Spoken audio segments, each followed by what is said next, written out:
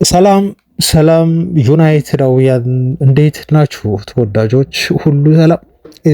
አንድ ዜና አየሁ። ብሩኖ ፈርናንዴስ እጅግ ከባድ የሆነ ጉዳት በትላንት ጨዋታ አስተናገደ እና ተጫዋቹ ምናልባት ከሲዝኑ ውጭ የሚሆንበት እጅግ ከበድ ያለ ጉዳት ሳይሆን እንዳልቀረ ተገምቷል። ተጫዋቹ ከሲዝኑ ውጭ ሆኗል። በቀጣይ የዩናይትድ ጨዋታዎች ላይ የሚመለስ አይሆንም የሚል ዜና ተመለከትኩና በጣም ደረገጥኩኝ እና ዛሬ ለካ አፕሪል ነው ወሩ ቤተሰቦቻችን እና አሁን አፕሪል 1 ላይ ነው ያየነው። ምናልባት ያለነው እንደዚህ አይነት ዜናዎችን እናንተ በብዛት ተመልክታችሁ ሊሆን ይችላል። በሰበር ዜናቸው ሲቦሪዶ ወደ ቼልሲ ተመለሱ፣ በቼልሲ አሰልጣኙን እንደዚህ ያደረገ፣ በዚህ ገባ፣ በዚህ ወጣ የሚሉ ዘገባዎችን ነው አሁን የምታዩትና ጥንቃቄ ማድረግ ይፈልጋል። አፕሪል ዘፉል በምትለዋ ሰበብ ዛሬ አፕሪል 1 መሆኑን ተከትሎ ለማለት ነው። እውነት ለመናገር እንዲሁ አምኜ ነበር እና ከማምነው ፔጅ ነው ደግሞ የቀረበው። ደንግጬ ወደ ሌላ ነገር ውስጥ ገብቼ ነበር ቼክ ለማድረግ ስትል ለካ አፕሪል ደፉል ሆኜ ነው ለማለት ነው። ለማንኛውም ቤተሰቦች እኛ ዛሬ ያስደላችሁ ዜናዎች ግን አፕሪል ደፉል አይደሉም። የተረጋገጡ እውነተኛ የሆኑ ለእናንተ ጆሮ የሚመጥሩ ዩናይትድን ዜና ይዘንላችሁ ተገኘን። የማንቸስተር ዩናይትድ ተጫዋቾች ምንም አይነት ጉዳት ሳያስተናግዱ ከኢንተርናሽናል መልስ ተመልሰዋል የሚል ሪፖርት ወጥቷል። የሚያስደስት ነው። በተለይ ሁለት ተጫዋቾቻችን በሊድሱ ጨዋታ እንደሚደርሱ ተረጋግጧል። በጣም ወሳኝ ተጫዋቾቻችን ናቸው። ይሄን ዜና እነግራችኋለን። ከዛ ውጭ እጅግ ከፍተኛ ውዝግብ ያስነሳው የሜሰን ግሪንውድ ጉዳይ አሁን ተጫዋቹ ገና ወደ እንግሊዝ እንኳን ሳይዛወር በሰዓት ተቀጣጥሏል። በማን ምክንያት እንዴት የሚለውን እነግራችኋለን። የተለመዱ የዝውውር ዜናዎችም አሉን። ቤተሰቦች የምትጠብቋቸው የዝውውር ዜናዎች በተለይ ሰሞኑን ብዙ እየተወሩ ያሉ የቶናሊ ጉዳይ፣ ኒውካስል ቤት እየተፈጠረ ስላለው የተጫዋች እንዲሸጡ ስለሚያደርጋቸው ነገር፣ የኢሊየት አንደርሰን እና የቶናሊ ይህኛው ነው የዩናይትድ ቀዳሚው ተጫዋች ተብሎ በተለያዩ ጋዜጦች የተለያዩ ነገር እየተወራ ስለመሆኑ፣ አትሌቲክ ኢሊየት አንደርሰን ነው ዩናይትድ ተመራጭ ይለናል።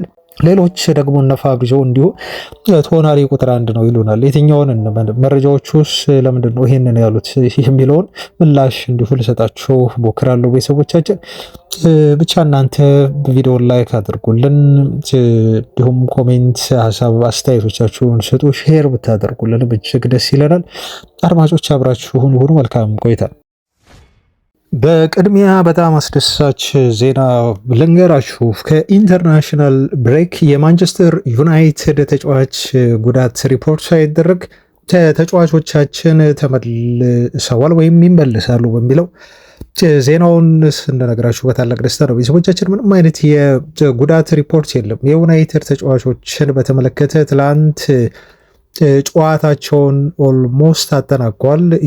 የማንቸስተር ዩናይትድ ተጫዋቾች በኢንተርናሽናል ብሬክ ሀገራቸውን ወክለው ሲጫወቱ የነበሩ ለምሳሌ ብራዚል ከክሮሺያ ጋር ትናንት ባደረጉት ጨዋታ ላይ 3-1 በሆነ ውጤት አሸንፋ ብራዚል ማቲያስ ኩኛ 76ኛው ደቂቃ ላይ ተጫውቶ ተቀይሮ ወጥቷል። ካሳሜሮ በ61ኛው ደቂቃ ድረስ መጫወት የቻለበትን ነው ቀን ያሳለፈው። ኩኛ አሲስት እንዲሁ ማድረግ ችሏል እና ትላንት የብራዚል ብሔራዊ ቡድን የወዳጅነት ጨዋታውን አሸንፏል። ማቲያስ ኩኛ አሲስት አድርጎ ጥሩ ጨዋታ አድርጎ ጉልበት ቆጥበው ለቀጣይ የዩናይትድ ጨዋታ የሚመለስ ይሆናል ማለት ነው። በነገራችሁ ላይ ዩናይትድ ቀጣይ ጨዋታውን ለማድረግ 12 ቀናት መጠበቅ አለበት። በኢንተርናሽናል ብሬክ ምክንያት የተቋረጠው የእንግሊዝ ፕሪሚየር ሊግ ሲመለስ ማለት ነው። በቀጣይ ሳምንት ወይ በዚህ ሳምንት እሁድና ቅዳሜ የሚደረጉ የኤፍኤ ካፕ ጨዋታ መሆናቸው ይታወቃል። ከዛ ባሉት ቀናት ነው የፕሪሚየር ሊግ ጨዋታ የሚመጣው። ለዛ ነው ዩናይትድ ተጨማሪ ቀናት መጠበቅ የሚኖርበት። ሌላው የፖርቹጋል ብሔራዊ ቡድን ነው። በነገራችሁ ላይ ብሩኖ ፈርናንዴስ ትላንት እንደለመደው አሲስት አድርጓል። 2 አሲስትን ያደረገው ፖርቹጋል ዩኤስኤን በቢዶዋ 2-0 በሆነ ውጤት አሸንፋለች። የጨዋታው ኮከብ ያስባለውን አስደናቂ የሆነ ፐርፎርማንስ ነው ማሳየት የቻለው ብሩኖ ፈርናንዴስ። ትሪንካው እና ጆዋ ፌሊክስ ከብሩኖ ያገኙትን ኳስ ከመረብ አዋህደዋል። 85 ደቂቃ ነው ብሩኖ የተጫወተው። 75 ተች ነበረው፣ 2 አሲስት፣ 2 ቻንስ ክሬት አድርጓል። ወደ ፋይናል ሰርዳራ ኳስ ጥሎ አንድ ትልቅ እድል ፈጥሮ ግን ያ ትልቅ እድል ሚስ ተደርጓል። አንድ ሾት ኦን ታርጌት ሙከራ አድርጓል እና ይሄ ተጫዋች በትላንቱ ጨዋታ ዕለት እንግዲህ 2 አሲስት በማድረግ ጎሉን ካስቆጠሩ ተጫዋቾች በላይ የጨዋታው ኮከብ ተብሎ መመረጥ ችሏል። የብሩኖን ጉዳይ እንደው ሳስታውስ አንድ ፖስት ነው እንግዲህ ትዝ ያለኝ ሰሞኑን፣ ምናልባት የፋብሪሶ ሮማኖን ፖስት አይታችሁ ከሆነ ቤተሰቦች እንጃ ፋብሪሶ ሮማኖ የማንቸስተር ዩናይትድ አርማ ያለበትን ፎቶ ሆን ብሎ ይሁን በአጋጣሚ ይሁን ብቻ ይለጥፋል። አንዳንዴ ስለሚሳሳት ነው በፖስት እና የዩናይትድን አርማ ብቻ ለጥፎ ያለምንም ዜና የተመለከቱ በርካታ የፋብሪሶ ሮማኖ ደጋፊዎች ግን እንደው መንገድ ሰጣቸውና ውስጣቸው ያለውን በልባቸው የታመቀውን እንዲናገሩ ያደረጋቸው እና አንዳንድ ደጋፊዎችን ኮሜንት ሳይ ነበር። እንደው ፋብሪሶ ሮማኖ ምን አለፋ እኛ እኮ እናውቃለን የማንቸስተር ዩናይትድ ደጋፊ መሆንህን፣ ምክንያቱም ሁሌም ስለ ብሩኖ ፈርናንዴዝ ትፖስታለህ ሲል አንድ ደጋፊ ኮሜንት ሰጠ ማለት ነው። በጣም ቀልቤን ከሳቡ ኮሜንቶች መካከል ስለሆነ ነው። እንደው እኔም የታዘብኩት ነገር ስለሆነ ስለ ብሩኖ ፈርናንዴዝ ቁጥር እያወጣ ፋብሪሶ በየቀኑ ፖስት ማድረጉ የተለመደ ነው። ይፖስታል እውነት ለመናገር ፋብሪሶ ሮማኖ አንተ እኮ የዩናይትድ ደጋፊ ነህ፣ ግን ይሄን ነገር ማስረጃ የለኝም ላረጋገጥ አልችልም ሲል አንዱ እንዲሁ ፖስተ። ሌላኛው ፖስት ደግሞ ፋብሪሶ ሲደብርህ የዩናይትድን ፖስት እያመጣ ትለጥፋለህ ወይ? ስለ ዩናይትድ የሆነ ነገር ታወራለህ አይደል? ፌስቡክ ሲቀዘቅዝብህ ሲል አስተያየቱን ሰጠው እና ብዙዎች ፋብሪሶ ለኢንጌጅመንት ሲል ነው ለላይክ እና ብዙ ኢንተርናሽናል ብሬክስ ስለሆነ ፋብሪሶ የሚያወራው ጠፍቶት የዩናይትድን ነገር እየፖሰተ ፌስቡኩን ለማነቃቃት ጥረት እያደረገ ነው በሚል አስተያየት ሰጥተውበታል ማለት ነው። አንዱ በይፋ እንደውም አንተ የዩናይትድ ደጋፊ ወይም የዩናይትድ ዘጋቢ ሆነ የተቀጠርክ ጋዜጠኛ ሆንኮይ ሲልም እንደዚሁ ጥያቄ አቅርበዋል። አንዱ ደግሞ ያው ምናልባት የአርሰናል ደጋፊዎች ይህንን ፖስት ኤአይ ነው ብለው ሊያስቡ ይችላሉ በሚል እንዲሁ ቀልደዋል ማለት ነው። ያው ከብሩኖ ፈርናንዴዝ ጋር በተያያዘ ሰሞኑን እንደው የታዘብኩት ነገር ስለሆነ ነው። እውነት ለመናገር ከፋብሪሶ ሮማኖ በላይ የብሩኖ ፈርናንዴዝን አስደናቂ የሆነ ብቃት ቀን በቀን እየፖሰተ ለዓለም እያስተዋወቀ ያለ ጋዜጠኛ የለም። እዚህ ጋር ፋብሪሶ ሮማኖ የዩናይትድ ደጋፊ ነው ብዬ ለመናገር አይደለም። ኦፍኮርስ ስለ ዩናይትድ ግን ከየትኛውም ክለብ በላይ ያወራል። ከየትኛውም ክለብ በላይ ላይክ፣ ኮሜንት እና ሼር ፋብሪሶ ሮማኖ ያገኛል። እንግሊዝም ትላንት በነገራችሁ ላይ ጨዋታ አድርጋ ነበር እና እንግሊዝ በጃፓን 1-0 በሆነ ጠባብ ውጤት ተሸንፋለች። በኮቢ ሜኖ ጨዋታ አድርጓል 71 ደቂቃ ያህል። ሃሪ ማጓየር እንዲሁ ለ12 ደቂቃ ያህል ተጫውተዋል። ተቀይሮ ነው የገባው። ኮቢ ሜኖ እንዲሁ ተቀይሮ ለመውጣት ተገዷል እና የቶማስ ቱኸል ቡድን ከችግር የጠራ አይደለም። እንግሊዝ ብሔራዊ ቡድን መቼ እንደሚጠራ አላውቅም ቤተሰቦቻችን፣ ምክንያቱም ቡድኑ የፊት መስመር ላይ ጎል የሚያስቆጥሩ ተጫዋቾች የሉትም። ሃሪኬን ከተጎዳ ትላንትም አልነበረም። ጎል የሚያስቆጥሩላቸው ተጫዋች እጥረት በከፍተኛ ደረጃ ያለባቸው ነው። ማርከስ ራሽፎርድ፣ ፊል ፎደን፣ ቡካዮ ሳካ፣ ኮል ፓልመር፣ ጎርደን እና ሮጀርሰን የመሳሰሉ ተጫዋቾችን የያዘ ቡድን እንደው የጎል ማስቆጠር ችግር አለበት ብላችሁ ስትናገሩ በጣም የሚያሳፍር ነው እና እንግሊዝ ትላንት ጃፓንን መርታት አቅቷት ፖዚሽን በሰፊ ብትቆጣጠርም ኳሱን ግን ጎል ማስቆጠር አቅቷት ትላንት ተሸንፋ ወጥታለች። ለማንኛውም በትላንቱ ጨዋታ የእንግሊዝን ጎል ለማስቆጠር መቸገር የተመለከቱ ደጋፊዎች ግሪንውድ ይህንን ቡድን መቀላቀል አለበት ብለው ሀሳብ አንስተው መነጋገሪያ አድርገውታል። ግሪንውድ በፍሬንች ሊግ ዋን እያሳየ ያለውን አስደናቂ ብቃት ታውቃላችሁ። ወደ ብሔራዊ ቡድኑም እንዲሁ መመለስ ይፈልጋል ተጫዋቹ ግን የሱ ወደ ብሔራዊ ቡድን መመለስ ሀሳብ ፈጽሞ የሚታሰብ እንዳልሆነና እድሉም እንደሌለው ነው ይሄን በእርግጠኝነት መናገር የምችለው። እንደውም ሰሞኑን እንደው ልብ ብላችሁ ካያችሁ ዜናዎችን ቶተንሃም አሰልጣኝ ቀጥሯል። የቀድሞ የብራይተንን አሰልጣኝ ነው የቀጠረው ቶተንሃም። ሮቤርቶ ዲዘርቢ አዲሱ የቶተንሃም አሰልጣኝ ሆኖ ተቀጥሯል። ክለቡ ቢወርድ እንኳን አብረው ወርደው ሊያመጣው ተስማምቶ ነው እንግዲህ ዲዘርቢ ክለቡን የያዘው። ግን የቼልሲ ቤተሰቦች የቶተንሃም የሴቶች የደጋፊዎች ማህበር አለ እና ይሄ የሴቶች የደጋፊዎች ማህበር በዋነኛነት ለመጀመሪያ ጊዜ አሁን መግለጫ ወጣ። ምን የሚለው መሰላችሁ? መግለጫው በጣም የሚያስደነግጥ ነው እና ከዚህ በኋላ የቶተንሃምን ጨዋታ ሮቤርቶ ዲዘርቢ አሰልጣኝ ሆኖ እስከቀጠለ ድረስ በስቴዲየም ገብተን አንመለከትም የሚል አስተያየትና መግለጫቸውን ነው ያወጡት ማለት ነው። ምክንያታችሁ ምንድን ነው ተብለው ደግሞ ሲጠየቁ በማርሴይ ሳለ በሜሰን ግሪንውድ ጋር አብሮ እየሰራ ሜሰን ግሪንውድ በሴት ልጅ ላይ ጥቃት ማድረሱን እንዲሁ እያወቀ በይፋ በአደባባይ በፕሬስ ኮንፈረንስ ለተጫዋቹ ድጋፉን እየሰጠ ሴት ልጅ ላይ የተፈጸመውን ጥቃት እንዲሁ በቀላሉ የዘነጋ እና በይፋም እንዲሁ ድጋፍ የሰጠ አሰልጣኝ ነው። ስለዚህ ይህን አሰልጣኝ እንዲሁ ለመመልከት ቡድናችንን ይዞ ሲያሰለጥን ለማየት በፍጹም ከዚህ በኋላ ስቴዲየም ገብተን ጨዋታዎችን አንከታተልም ሲሉ የቶተናም ሴት ደጋፊዎች በይፋ ይህን አሰልጣኝ የተቃወሙ ከወዲሁ ነው ተቃውሟቸውን እየገለጹበት በማህበራዊ ድረገጽ ላይ የሚገኙት ማለት ነው። ኢቨን አንዳንድ ሴቶቹን ሰፖርት የሚያደርጉ ወንድ ደጋፊዎች በራሱ እየተቃወሙት ነው ያለው። ሮቤርቶ ዲዘርቢ ታውቃላችሁ፣ አንዱ ዩናይትድን ለማሰልጠን እጩ ሆኖ የነበረ አሰልጣኝ ነው እና ዩናይትድ ቤት ቢመጣ የሚደርስበትን ተቃውሞ አስቡት። በሌላ መልኩ ሜሰን ግሪንውድ በራሱ ወደ ማንቸስተር ዩናይትድ ቢዛወር የሚደርስበትን ዓለም አቀፍ እንደው ሲወራ ስለነበር ነው ሰሞኑን ግሪንውድ ወደ ዩናይትድ ሊመለስ ይችላል የክለቡ ቦርድ እየተወያየበት ነው። በውስጥ የሚገኙ አንዳንድ የቦርድ አባላት ተጫዋች ወደ ዩናይትድ እንዲመጣ ይፈልጋሉ ተብሎ የተነገረው ነገር በጣም አደጋ ያለው መረጃ እንደሆነ በዩናይትድ ብቻ አይደለም፣ አሁን ቶተናም ቤት ውስጥ ኢቨን አሰልጣኙ ላይ ተጫዋቹ ላይ አይደለም አሰልጣኙ ለምን ተቀጠሩ በሚል የሴቶች ደጋፊዎች ማህበር ያስነሳው ተቃውሞ በጣም መነጋገሪያ እየሆነ ይገኛል። ለማንኛውም እንግሊዝ ብሔራዊ ቡድን ያለ ሃሪኬን ፊት መስመር ላይ እንደው ጥርስ የሌለው አንበሳ ሆኖ ትላንት በጃፓን ተሸንፎ ወጥቷል የሚለው ይሄ አጠቃላይ የማንቸስተር ዩናይትድ ተጫዋቾች የኢንተርናሽናል ብሬክ ትዝብታችን ሪፖርት። ወደ ዜናዎቻችን ደግሞ እንለፍና ማርቲኔዝን ዜና ስነግራችሁ ተጫዋቹ አሁን ተመልሷል። በነገራችሁ ላይ ዩናይትድ ወደ አየርላንድ ለልምምድ ይጓዛል። ይሄ ወደ ዱባይ አይሄድም፣ ረፍት አለው። ተጨማሪ አንድ ሳምንት ረፍት አላቸው፣ ከሳምንትም በላይ። ከዚህ በኋላ ተጫዋቾቻችን ዛሬ ነገ ይገባሉ ተብሎ ይጠበቃል ወደ ማንቸስተር።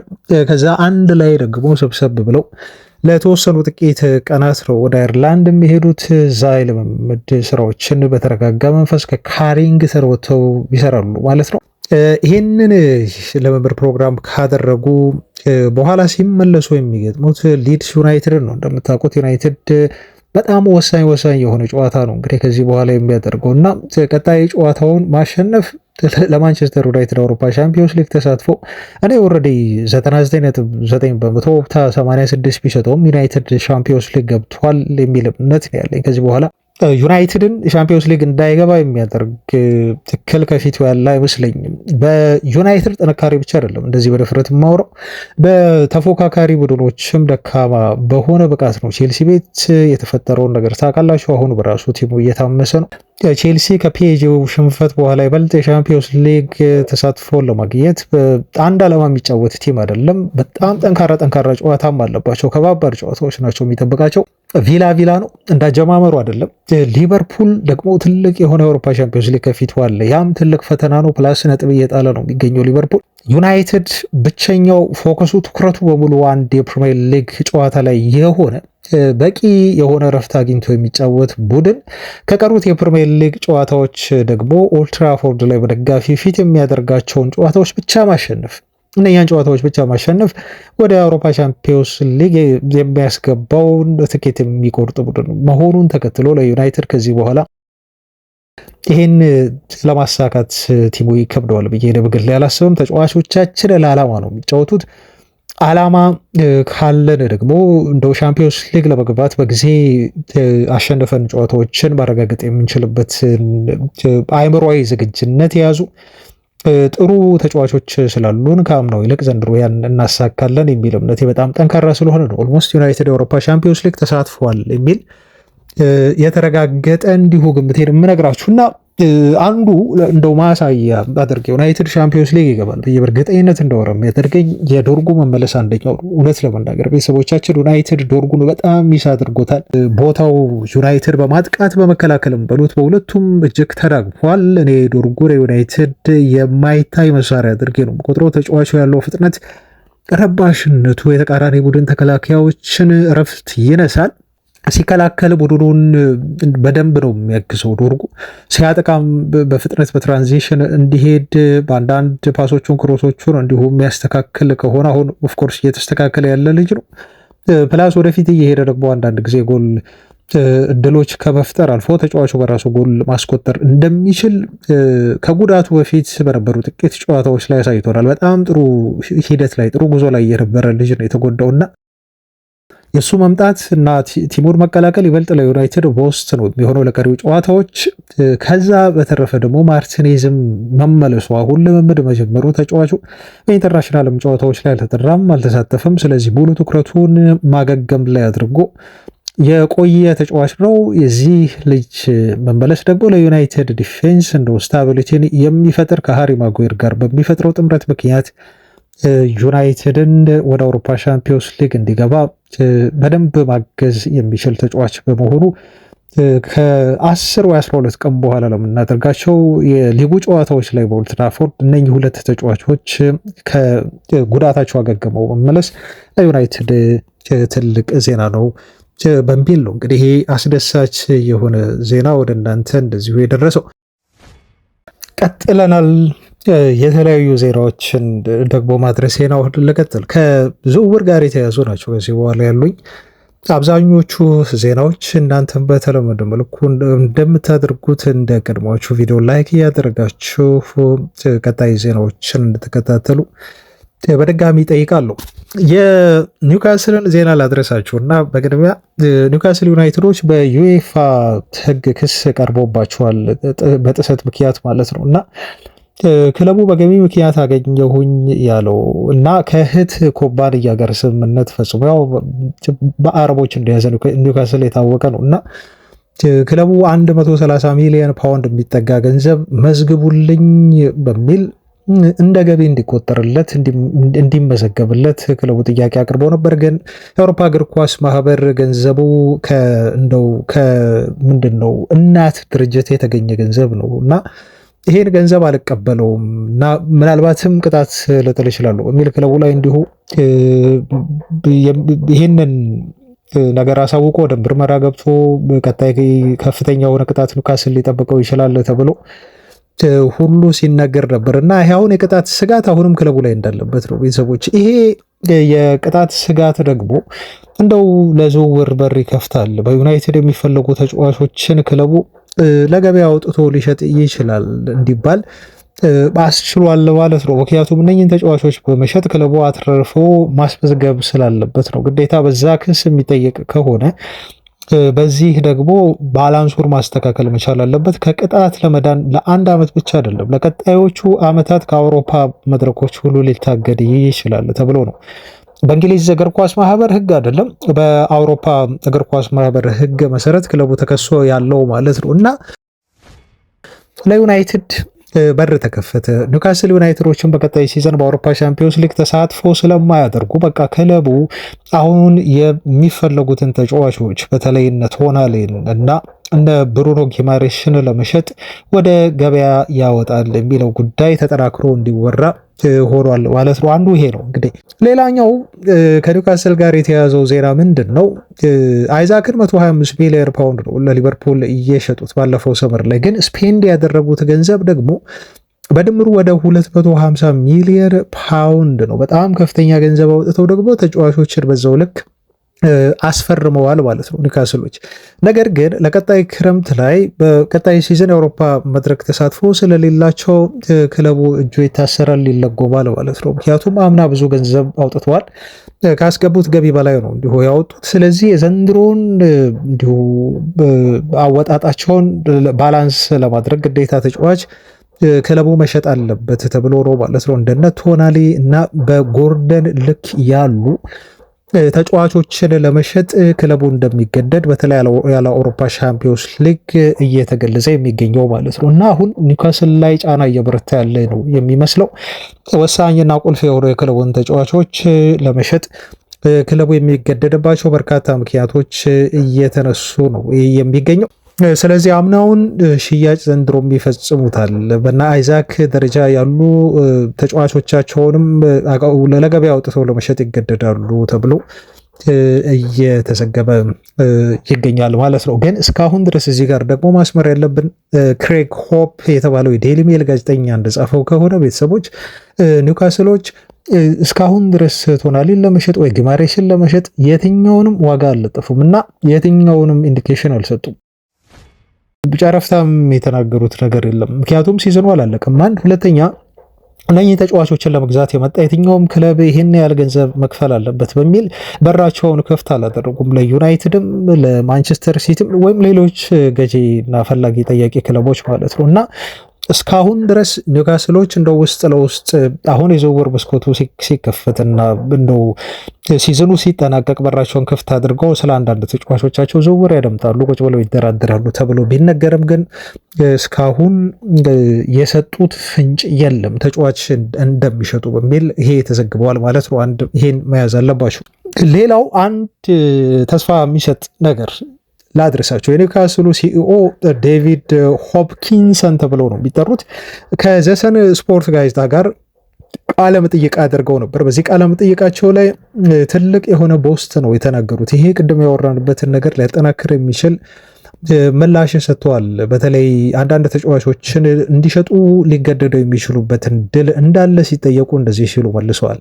በአሌክሳንደር አይዛክ ያለፈው ክረምት ሴናሪዮ ልክ በድጋሚ እንደዚህ አይነት የዝውውር ውዝግብ ውስጥ መግባት አንፈልግም ብለዋል እና ልክ እንደ አይዛክ አይነት ተጫዋችን ቀጣይ ክረምት ላይ አውጥተን የምንሸጥ ከሆነ ልክ በአይዛክ መልኩ እንዳደረግነው በእኛ ተርም ብቻ ነው ያ ተጫዋች ሊለቅ የሚችለው። እኛ በምንፈልገው መልኩ ነው ያንን ተጫዋች ልንሸጥ የምንችለው።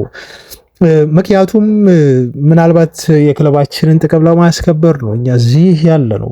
የክለባችንን ጥቅም ማክሲማይዝ ለማድረግ ነው እዚህ የተቀመጡ ነው። ያለብንም ኃላፊነት ያ ነው ብለው ተናግሯል።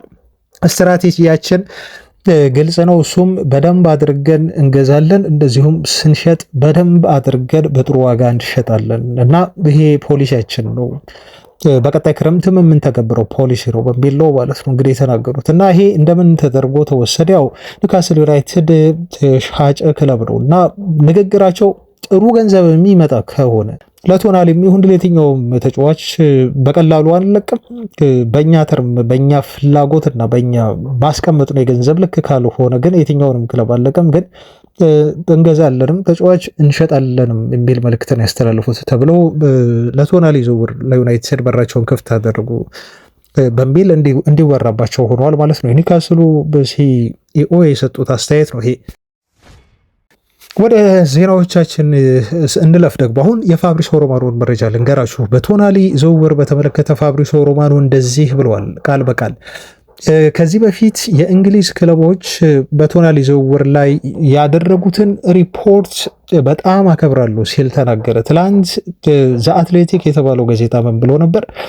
ቶናሊ ከዩናይትድ ሰዎች ጋር ተነጋግሯል እና በዝውውሩ ጉዳይ ላይ ወደ ዩናይትድ ኦልድ ትራፎርድ ስለሚዘዋወርበት ጉዳይ ተጫዋቹ ኦልሞስት ጨርሷል ተብሎ የተወራውን ነገር የክለቡ በጣም የቅርብ የውስጥ ምንጮች አጣጥሎታል ብሎ ዘ አትሌቲክ ጋዜጣ ትላንት ዘግቧል። ያን ለማለት ፈልጎ ነው ፋብሪሲዮ ከእንግሊዝ ሚዲያዎች የተወሩትን ዘገባዎች በሙሉ እጅጉን አከብራለሁ። ሁልጊዜም ቢሆን ማንቸስተር ዩናይትዶች ቶናሌን በግዢ ዝርዝራቸው ውስጥ ቁጥር 1 የዝውውር ኢላማ አድርገውት ቆይተዋል እና ተጫዋቹ ሁሌም ቢሆን በዩናይትድ የግዢ ዝርዝር ውስጥ ነው የሚገኘው። በተለይ በባለፈው የክረምት የዝውውር መስኮት ጀምሮ ተጫዋቹ በዩናይትድ ተይዟል። ግን እጅግ ስለተወደደባቸው ባለፈው ክረምትም ሊያስፈርሙት ፍላጎት ቢኖራቸውም ተጫዋቹን ከማዛወር ተቆጥበዋል።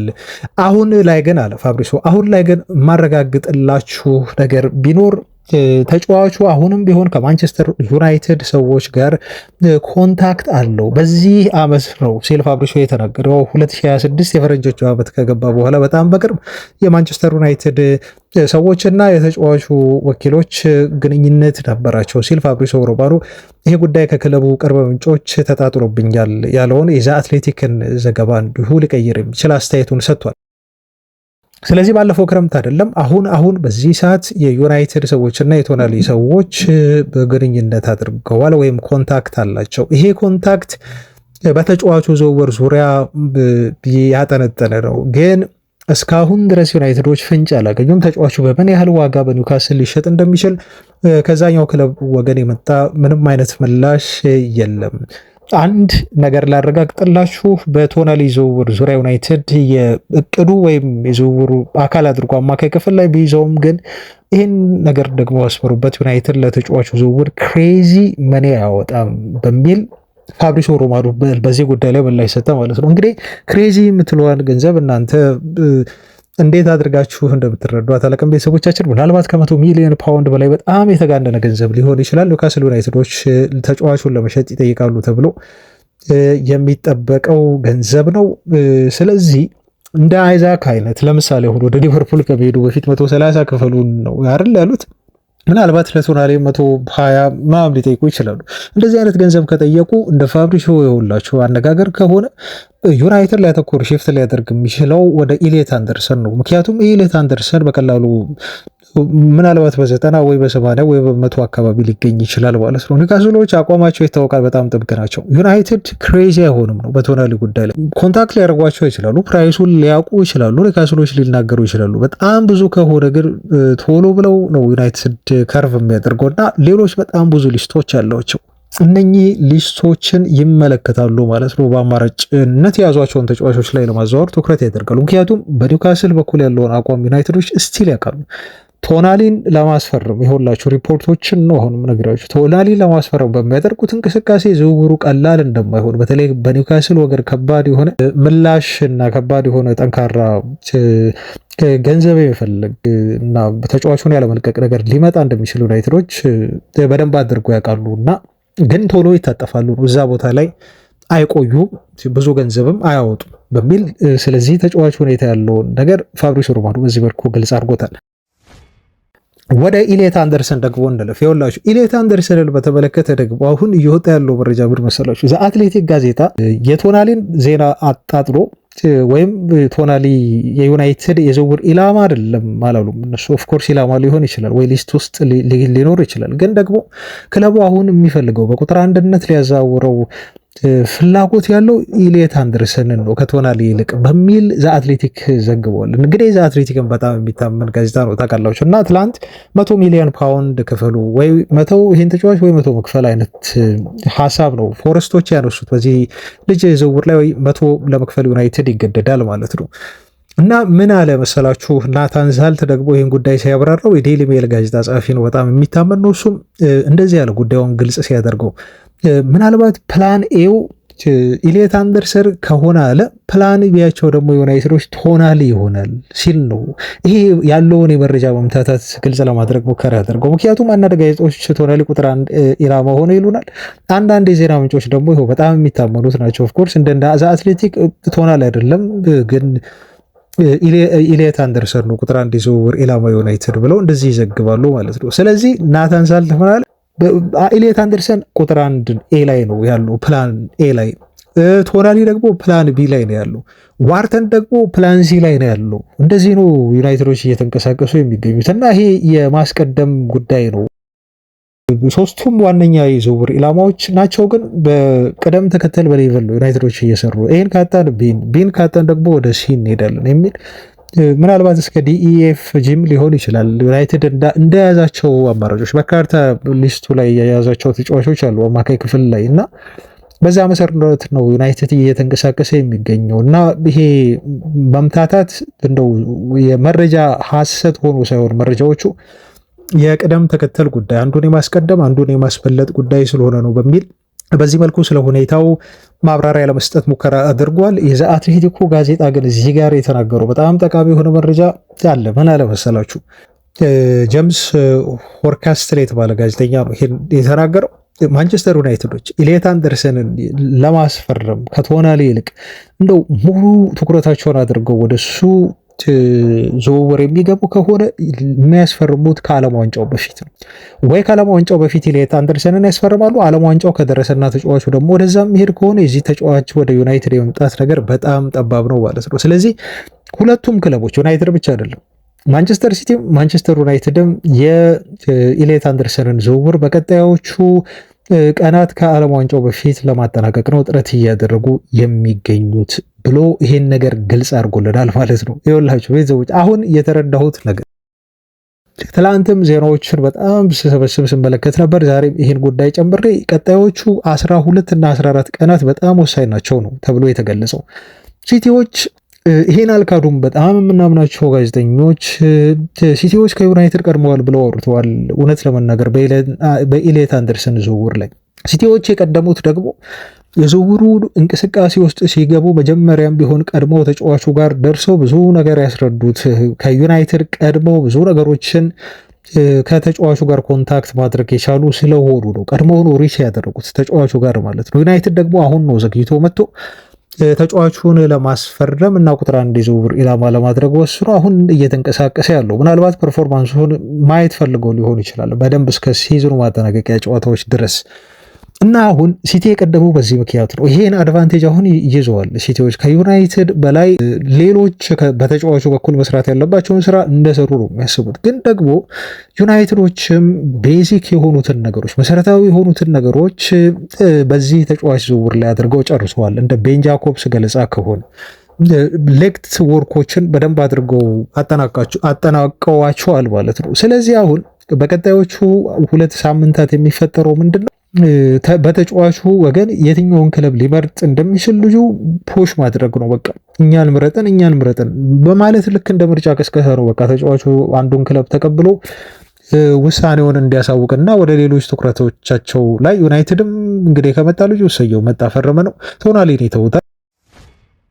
ወደ ዩናይትድ ካልመጣና ወደ ሲቲን የሚመርጥም ከሆነ ዩናይትዶች ወደ ሌሎች ኢላማዎች ቶናሊን አጠናክሮ ወደ መግፋት ይሄዳሉ ማለት ነው እና ቶሎ እንዲያሳውቃቸው ቀጣዮቹ ቀናት ላይ ኢሌት አንደርሰንን ፑሽ የሚያደርጉበት ቀን ነው። ሪፖርቶች እንደዚህ ነው እየጠቆሙን የሚገኙት ቤተሰቦች እና ዩናይትድ እዚህ ጋር ማግኘት ካለበት ተጫዋቹን ለተጫዋቹ የዝውውር ጥያቄ የሚፈልገውን ገንዘብ ለመስጠት ፈቃደኛ መሆን መቻል አለበት። ሲቲን ማሸነፍ የሚችለው በዚህ መልኩ ለምሳሌ 100 ሚሊዮን ፓውንድ ጠየቁ ኖቲንግሃም ፎረስቶች።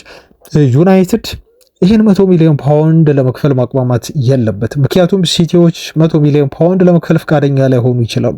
ምንም እንኳን በተጫዋቹ ወገን መስማማት ላይ ቢደርሱ፣ ምንም እንኳን ተጫዋቹ ምናልባት ሲቲን የመምረጥ ቴንደንሲ ሊኖረው ቢችልም ከኖ ፎረስት ጋር ደግሞ ዩናይትድ ያንን ብር ለመክፈል መስማማት መቻል ይኖርበታል። አንድ ይሄ ነው ትልቁ ነጥብ፣ ገንዘብ ነው። ዞሮ በዚህ ተጫዋች ላይ ዝውውር ማረፊያ ላይ ዲፋይን ሊያደርግ ሊወስን የሚችለው ሌላው የተጫዋቹ ደሞዝ ጉዳይ ነው። ማንቸስተር ዩናይትዶች ለተጫዋቹ የዝውውር ገንዘብ ብቻ አይደለም ተጫዋቹ በሲቲ በኩል የሚከፈለውን ደሞዝ ለመክፈል የዩናይትድ አመራሮች ፈቃደኛ መሆን መቻል አለባቸው። ስለዚህ የፋይናንስም ጉዳይ ነው ትልቁ የዚህን ተጫዋች ዝውውር የሚወስነው የኢኮኖሚው ጉዳይ ነው ማለት ነው። የሚከፈለው የዝውውር ገንዘብ አለ፣ ለኮንትራቱም እንዲሁ ለደሞዙ የሚሰጠው ገንዘብ በጣም ትልቅ የሆነ ፋክተር አለው ማለት ነው። ልብ በሉ ከጥቂት ዓመታት በፊት ማንቸስተር ሲቲዎች ከአርሰናል ጋር በጣም ከፍተኛ ፉክክር እያደረጉ ነበር። አንድ ምሳሌ እዚህ ጋር ልንሳላችሁ። ይሄ ፉክክር ዲክላን ራይስን ለማስፈረም ነው። ከዌስትሃም እንደሚለቅ ተረጋግጦ እዚህ ጋር አርሰናሎች በጣም ጨካኝ ሆነው ነበር። ሩዝለስ ነው የሆኑት። ልብ በሉ ምክንያቱም ሲቲ ገንዘብ አለው ተብሎ ይታሰባል። ማንቸስተር ሲቲ ይህን ዝውውር ከፈለገ ራይስን ወደ ኢታር ማምጣት ከፈለገ ምንም ነገር ማድረግ ይችላል። እዚህ ጋር ጥሩ ደሞዝ ይሰጠዋል ተጫዋቹ። የዝውውር ክፍያም ቢሆን ከአርሰናል በላይ ይከፍላል ብላችሁ ነው ሲቲ የምትጠብቁት ማለት ነው። ስለዚህ ምን አደረጋ ማይክል አርቴታ? ራይስ በጣም ወሳኝ ተጫዋች እንደሆነ እንደሚፈልገው ለክለቡ አመራሮች ሰዎች አሳመነ ማለት ነው። እና ለዝውውሩ 105 ሚሊዮን ፓውንድ ነው የከፈለው። ልብ በሉ 105 ሚሊዮን ፓውንድ ከፈለ። ያኔ ሁሉም ሰው ደነገጠ። ምክንያቱም አርሰናል በዝውውር መስኮት ላይ ይህን ያህል ገንዘብ አውጥቶ አንድን ተጫዋች ማስፈረም ይችላል እንዴ ብለን መነጋገሪያ እስኪሆን ድረስ በወቅቱ ዓለምም ደነገጠ ማለት ነው። ሲቲን በገንዘብ ኃይል በለጠ። አሁን ሲቲዎች 105 ሚሊዮን ፓውንድ አርሰናልን ማቅረቡን ሲያውቁ በቃ ከዚህ ዝውውር ራሳቸውን አገለሉ ማለት ነው። እንዴ አልጠበቁም እነሱም። ሲቲ ይህን ያህል ገንዘብ ከአርሰናል ኪስ ወጥቶ እንደው ራይስን ለማስፈረም በሚደረገው ፉክክር ያሸንፉናል ብለው አላሰቡም እነሱ። አርሰናሎች ግን በጣም ጨካኝ የሆነ ውሳኔ ነው የወሰኑት። እዛ ጋር ዓለምን ያስደነገጠ እና አሁን ራይስ ለአርሰናል እየሰጠ ያለውን ጥቅም ስታየው ምናልባትም ያን ገንዘብ በማውጣታቸው ሊኮሩ ይችላሉ ማለት ነው። ያኔ ግን በጣም መሳቂያ እና መነጋገሪያ ሆኗል አርሰናሎች። ስለዚህ አሁን እዚህ ጋር አያችሁ ዩናይትድ መወሰን አለበት ያልኳችሁ፣ ለማውጣት ገንዘብ ለማውጣት መሰሰት የለባቸውም የክለቡ አመራሮች። ኢሌት አንደርሰንን ማስፈረም ከፈለጉ ያልኳችሁ በዚህ ምክንያት ነው ማለት ነው። ቤተሰቦች አያችሁ ጨከን ማለት ይፈልጋል። የሚያስፈልገውን ገንዘብ ማውጣት ይጠይቃል። አለበለዚያ ሲቲዎች ዩናይትድን በገንዘብ አቅም ለማሸነፍ ሬዲ ናቸው ኤኒታይም። እንደ አርሰናል ካላስደነገጣቸው በስተቀር ማንቸስተር ዩናይትድ አይ ቲንክ የምላቸው የገባቸው ይመስለኛል ቤተሰቦች። እና በዚህ ተጫዋች ዩናይትድ ዝውውር ዙሪያ ያለው መረጃ ይህንን ነው የሚመስለው። እንደው ከመውጣቴ በፊት ይህን ጉዳይ የመጨረሻ ልበልበትና አሁን አርሰናል ራይስን ካስፈረመ በኋላ የቀረው ነገር ታሪክ ነው። ተፎካካሪ ቡድን ነው። እውነት ለመናገር አርሰናል በጣም ጥሩ ተፎካካሪ የሆነ ቡድን ነው። በፕሪሚየር ሊጉም ዘንድሮ ዋንጫ ለማግኘት በጣም ተቃርቧል። አሁን የማንቸስተር ዩናይትድ አመራሮችንም ውሳኔ ከአርሰናል ስኬት አንጻር ነው የማየው። አውጡ ገንዘባችሁን አውጡ። ለክለቡ የሚጠቅም ዩናይትድን የአማካይ ክፍል ሊቀይር የሚችል አንድ በጣም ትልቅ የሆነ ዝውውር ነው። ኤሊየት አንደርሰን እኔ ተቀዳሚው ተመራጭ የአማካይ ስፍራ ተጫዋች ነው ለእኔ በዝውውር ምክንያቱም ስታቱን ብዙ ጊዜ አውርቻለሁ። እዚህም ዜና ላይ ከፌስቡክ ያገኘሁት መረጃ ነበር። ስታት ንጽጽር እየሰራሁ ነግሬያቸዋለሁ። እያንዳንዱ ዩናይትድ የሚፈልጋቸውን ተጫዋቾች በአብዛኞቹ ክራይቴሪያዎች ኤሊየት አንደርሰን በጣም በርቀት ነው የሚመራቸው። ኤሊየት አንደርሰንን ለምንድን ነው የመረጥኩት? ባላንስ የሆነ ልጅ ነው። ምንድነው ባላንስ የሚያደርገው? ሲከላከልም ቡድኑ ሲያጠቃም ሁለቱንም ማጥቃቱንም መከላከሉንም ባላንስ ማድረግ የሚችል በጣም ወሳኝ ተጫዋች ስለሆነ ነው። እኔ ቶናሊ መጥፎ ተጫዋች ነው እያልኩ አይደለም። ቶናሊ ምናልባት ቤስ ዲፌንስ የሚል ፊልድ ሊሆን ይችላል። ልጁ ብዙ ስራው ማጨናገፍ ነው፣ ዋን ሳይደር ነው። ይሄ ልጅ ግን 6 ቁጥር ነው፣ 8 ቁጥር ነው። ዩናይትድ ኤሊየት አንደርሰንን የፈለገው በዚህ ምክንያት ነው። እኔም ኤሊየት አንደርሰንን የሚመርጠው በዚህ ምክንያት ነው። ቤተሰቦች እንደ 6 ቁጥር በጣም ፐርፌክት የሆነ ዲፌንስ የሚል ፊልድ ሆኖ መጫወት ይችላል። እንደ 8 ቁጥር ደግሞ አስፈላጊ ከሆነ ዲፕ ፕሌይ ሜኪንግ እንድትቢና ተሰጥቶት እንዲሁ መጫወት ይችላል ማለት ነው። ዲፕ ላይንግ ሚድፊልደር ሆኖ መጫወት ይችላል። 10 ቁጥር ቦታ ላይ ብሩኖ ፈርናንዴስ ስላለው ማለት ነው። እና ልጁ በየትኛውም መስፈርት ዩናይትድ ከያዛቸው የአማካይ ክፍል ኢላማዎች ተቀዳሚው ስታት የሚደግፈው ከእድሜውም አንጻር ገና 23 ነው መሰለኝ። ቲንከር 23 ወይ 4 እርግጠኛ አይደለሁም። ኤሊየት አንደርሰን እና ሁሉም ነገር ሰፖርት ያደርገዋል ልጁ ለዩናይትድ እንግሊዛዊ መሆኑ በራሱ በፕሪሚየር ሊጉ ለረጅም ዓመታት ለቀጣዮቹ ምናልባት 10 ዓመታት በደንብ መጫወት የሚችል ልጅ ነው። ትላንት ደግሞ እንግሊዝ ብሔራዊ ቡድን ሲጫወት ከተመለከታቸው አማካይ ክፍል ላይ ኮቢ ሜኖ ጋር ያደረጉት ጥምረት በጣም አስደናቂ የሆነ አማካይ ስፍራ ጥምረት ነው የፈጠሩት እና ሁለቱ ተጫዋቾች ናቸው ትላንት ከማርክ ጉሂ ጋር ሬቲንጋቸው ከ7 በላይ የሆኑ ሌሎቹ በሙሉ የእንግሊዝ ብሔራዊ ቡድን ተጫዋቾች ከ3ቱ ተጫዋቾች ውጪ አፈር ነበሩ። ትላንት ምንም የረባ እንቅስቃሴ ማድረግ አልቻሉም። አማካይ ክፍል ላይ ግን ሜኖና ኤሊየት አንደርሰን የነበራቸው መግባባት የሚያስደንቅ ነበር ማለት ነው። ሁለቱ ተጫዋቾች በደንብ ተግባብተው ሲጫወቱ ነበር። አያችሁ። ስለዚህ ዩናይትዶች እውነታውን እዚህ ጋር መጋፈጥ መቻል አለባቸው። ጠንካራ ተፎካካሪ ገጠማቸው፣ ምንም ማድረግ አይቻልም። ሲቲ በሆነ ተጫዋች ዝውውር ዙሪያ ከዩናይትድ ጋር የሚፎካከር ከሆነ ሲቲ በቃ እኔ ክለቡ ጤናማ አይደለም። ብዙ ጊዜ ተናግሬያለሁ። ምናልባት የሲቲዎች ይሄን ገንዘብ አቅም እያመጡ ያሉት በስኬት ነው፣ ሜዳ ላይ በሚያስመዘግቡት ስኬት ነው ብላችሁ የምታስቡ ከሆነ ትልቅ ስህተት ነው የሚሆነው። ብዙ ነገሮች አሉ ሲቲ ሌሎች ክለቦች ተፎካካሪ እንዳይሆኑ በጤናማ መንገድ ገንዘብ እንዳያወጡ የሚያደርጋቸው የትኛውን ቡድን ከነሱ ጋር እንዲሁ መፎካከር በጣም ነው የሚከብደው። ኖርማል አይደለም የነሱ ጉዳይ ማለት ነው። እና የዩናይትድ አመራሮች ጠንከር ጨከን ማለት ይኖርባቸዋል ይህን ተጫዋች ለማምጣት። አለበለዚያ ከባድ ነው። ይህን ልጅ ማስፈረም ከባድ ነው። በተለይ ከባድ የሚሆነው መቼ ነው? ልጁ ልቡ ወደ ሲቲ ከሸፈተ ነው። ያኔ ምንም ማድረግ አይቻልም። ቶሎ ብሎ ወደ ሌላ ተጫዋች ፊትን ማዞር ነው። አለበለዚያ ዩናይትድ 2-3 አማካይ ተጫዋቾችን ለማስፈረም ነው የሚገደደው። እንደዚህ አይነት አንድ ተጫዋች ካስፈረማችሁ ያ ተጫዋች ብዙ ነገር ይሸፍንላቸዋል። በጣም ብዙ ነገር፣ መከላከሉንም ያግዛል፣ ማጥቃቱንም ያግዛል። አንዳንድ ጊዜ አንድ ተጫዋች በራሱ እንደ 2 የሚመዘርበት ሲቹዌሽን አለ። ኤሊየት አንደርሰን የሚሰጣችሁ ያንን ነው። ቶናሊ የሚሰጣችሁ ያንን ነው። በሁለት ተጫዋች የሚመዘን ልፋትና ዋጋ ነው ሜዳ ላይ የሚያሳያችሁ ማለት ነው። አለበለዚያ በአንድ ተጫዋች የዩናይትድ የአማካይ ክፍል አይቀርፍም። ስለዚህ 2-3 ተጫዋቾችን ደግሞ እነኚህ ዋነኛ ኢላማዎቹን ካጣ ዩናይትድ ለማዘወር ነው የሚገደደው። ዞሮ ለእነኛም ተጫዋቾች ቀላል ገንዘብ አያወጣም። ምናልባት 2-3 ተጫዋችም አማካይ ክፍል ላይ ለማስፈረም ሲወጣ ወደ 200 ሚሊዮን ዩሮ ምናልባት ሊጠይቅ ይችላል ማለት ነው ሚድፊልዱን ለመጠገን። ኤኒዌይስ ግን እዚህ ጋር መናገር የምፈልገው ነገር ዩናይትዶችም በቀላሉ ተጫዋች ወደ ሲቲ እንዲሄድ አያደርጉትም። የቻሉትን ጥረት በሙሉ ያደርጋሉ ብዬ ነው የምጠብቀው አሁን ካየሁት ከተመለከትኩት መረጃ አንጻር ማለት ነው። ሲቲዎችም ግን ለዩናይትድ ቀላል አይሆኑም። ማረፊያውን የት ሊሆን እንደሚችል በቀጣዮቹ ቀናት አብረን ብናይ ነው የሚሻለው በዚህ ተጫዋች ዝውውር ዙሪያ። ለማንኛውም አብራችሁኝ ስለነበራችሁ ውድ አድማጮቼ ከልብ ነው የማመሰግነው። ነገም እንዲሁ አዳዲስ መረጃዎችን ይዤ አገኛችኋለሁ። እስከዚያ ሰላም ሁኑ ባይ